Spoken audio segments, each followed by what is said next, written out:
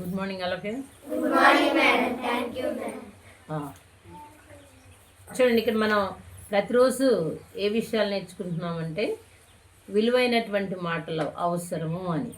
విలువైన మాటలు అవసరం ఎందుకు మనకి అంటే కొన్ని మాటలు ప్రతిరోజు మీకు కొన్ని విషయాలు మాట్లాడితే, కొన్ని విషయాలు చెప్తే, అలా ప్రతిరోజు కొంచెం కొంచెం కొంచెం నేర్చుకుంటే ఒకరోజు ఏమైతే అయ్యి చాలా మాటలు మనకి వస్తాయి. మన బుర్రలో చాలా ఉంటాయి, చాలా విషయాలు తెలుస్తాయి. ఇక్కడ ఈరోజు చదివిన వాటిల్లో నేను ఎందుకు చదివించానంటే విలువైన మాటలు, ముత్యాల కంటే జ్ఞానం శ్రేష్టమైంది. విలువైన ముత్యాలు అంటే మనం చాలా ఇష్టపడతాం. మీకు చాలామందికి తెలియదు ఆ విషయం. ముత్యాలు సముద్రంలో దొరుకుతాయి అంటారు. ఆ సముద్రంలో దొరికేటువంటి ముత్యాలు మనకి అవి తెచ్చి వాటిని సానబెట్టి ఆ బంగారం పనిచేసే వాళ్ళు ఏం చేస్తారంటే వాటిని విలువైన ముత్యాలుగా ఇటు చూడాలి తయారు చేస్తారు. సో అప్పుడేంటి వాటికి చాలా రేటు ఉంటుంది. అంటే ఏంటి, దానికి ఆ రేటు ఉన్నటువంటి ఆ ముత్యాలు ఒకరోజు ఏమైపోతాయి, ఒకరోజు ఖచ్చితంగా అవి కూడా పాడైపోతాయి. అవి కూడా శాశ్వతం కాదు. చాలామంది కొన్నిసార్లు బంగారం కొనుక్కుంటారు చాలా ఇష్టంగా, కానీ ఏదైనా సమస్య వచ్చినప్పుడు అవన్నీ ఏం చేస్తారు, అప్పుల పాలైపోయి ఆ బంగారాన్ని కూడా పెట్టేస్తారు తాకట్లో. అది ఉంటుందా? ఉండదు కదా. కానీ మనం చదువుకున్న మాటలు మన లోపల మన యొక్క నాలెడ్జి, మన మనసులో ఉన్నటువంటి జ్ఞానం ఎవరైనా దొంగిలిస్తారా? మనకు ఆ ఆస్తులు ఏమైనా ఉంటే ఎవరైనా తీసుకునే అవకాశం ఉంటుంది. చాలాసార్లు చెప్పాను నేను ఈ మాట, అవునా కదా. కానీ మన దగ్గర ఉన్న చదువు ఎవరైనా తీసుకుంటారా? Safe disturbance. మన దగ్గర ఉన్న చదువు ఎవరైనా తీసుకుంటారా? మన సర్టిఫికేట్ ఎవరైనా తీసుకుంటారా? తీసుకున్నారనుకోండి, అవి వాళ్ళకి పనికి వస్తాయా? ఎందుకని పనికిరావు? ఎందుకని మనకు ఒక్కళ్ళకి ఉంటే చెప్పండి, మీకు అది కూడా తెలియాలి. మీరు చదువుకున్నారని రుజువేంటి? ఏంటి సర్టిఫికేట్లో ఉండేది? పోయిందా? సర్టిఫికేట్లో ఉండేది ఏంటి చెప్పండి? సర్టిఫికేట్లో ఏముంటుంది? టీచర్స్ చెప్పాలి. మీ సర్టిఫికేట్లో ఏముంటుంది? సింపుల్, మీకు అది ఆన్సర్ అని తెలియట్లా.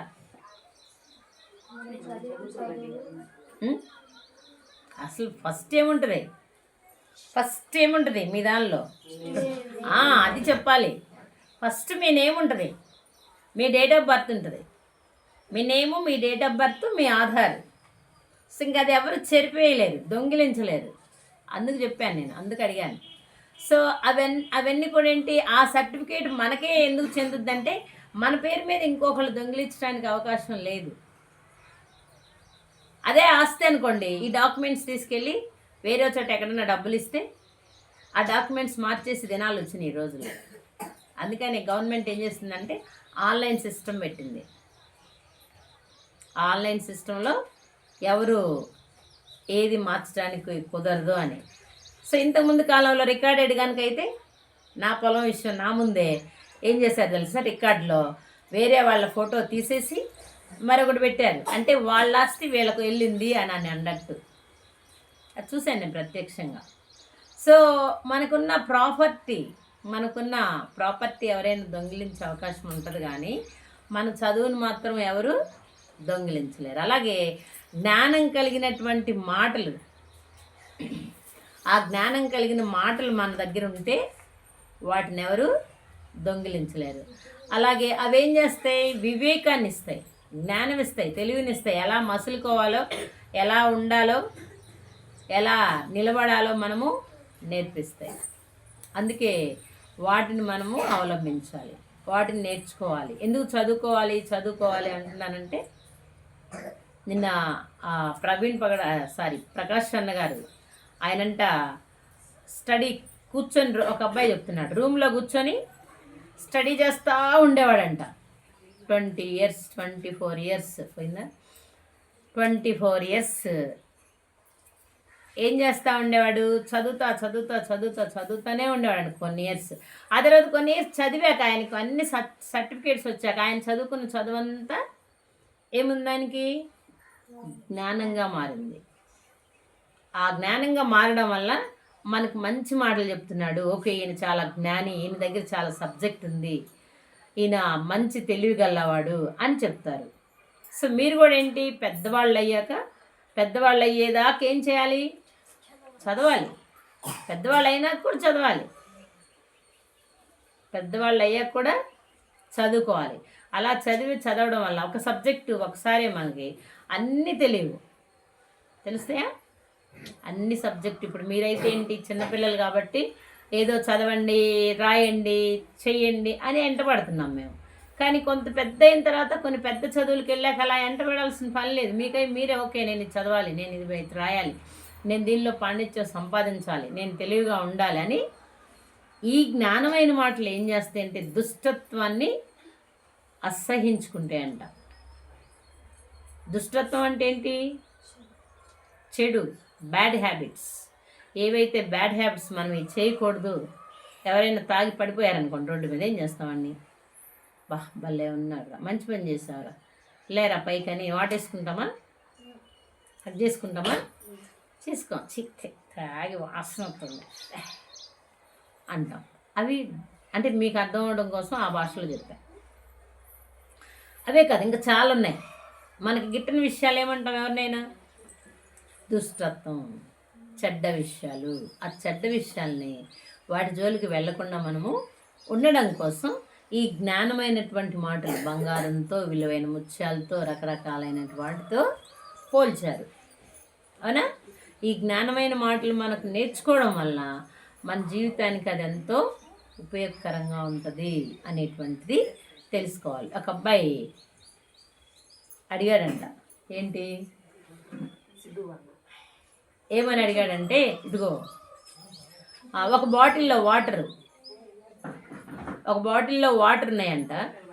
ఆ వాటర్ ఏం చేశారంటే, ఆ వాటర్ ఖాళీ అయిపోయిన తర్వాత ఆ ఖాళీ బాటిల్ ఉంది కదా, ఆ బాటిల్కి ఏమైనా విలువ ఉందా అని చెప్పి అడిగాడంట వాళ్ళ నాన్నే. అడిగితే ఈ బాటిల్లో వాటర్ పోస్తే దీని ఖరీదు ఎంత, ఈ బాటిల్లో వాటర్ పోస్తే దీని కాస్ట్ ఎంత వాటర్ బాటిల్ కాస్ట్ ఎంత, 20 రూపీస్. అవునా? తర్వాత దాంట్లో జ్యూస్ పోసామనుకోండి, జ్యూస్ కాస్ట్ ఎంత, 50 రూపీస్. అవును. నెక్స్ట్ అందులో బ్లడ్ పోసామనుకోండి, బ్లడ్ కూడా బాటిల్లోనే కదా తెచ్చేది, అప్పుడు ఎంత అవుతుంది, అది 5000. నెక్స్ట్ అందులో కరోనా మెడిసిన్ పోసామనుకోండి, కోట్ల రూపాయలు అని. అంటే వాళ్ళ ఫాదర్ ఏమి ఎక్స్ప్లెయిన్ చేశాడంటే, ఈ బాటిల్కి ఏమీ విలువ లేదు, కానీ ఈ బాటిల్లో ఏ పదార్థం అయితే పోస్తామో దానికి విలువ ఉంది, దాని యొక్క పదార్థాన్ని బట్టి విలువ ఉంటుంది అని చెప్పాడంట. అంటే మనం కూడా ఏంటి, మన మనసులో ఏమి నింపుకుంటామో దాన్ని బట్టి మనకు విలువ ఉంటుంది.